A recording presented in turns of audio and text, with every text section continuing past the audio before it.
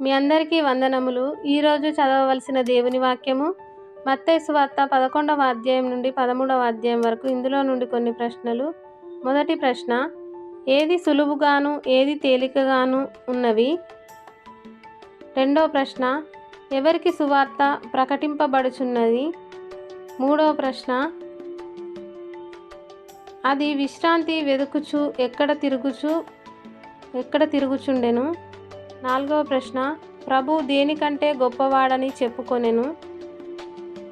ఐదవ ప్రశ్న, ప్రభు ఎక్కడి నుండి వెళ్ళి ఎక్కడికి వచ్చి సమాజ మందిరములలో బోధించుచుండెను?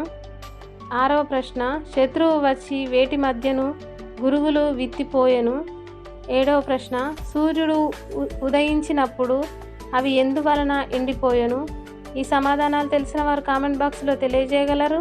షేర్ చేయండి, సబ్స్క్రైబ్ చేయండి, లైక్ చేయండి.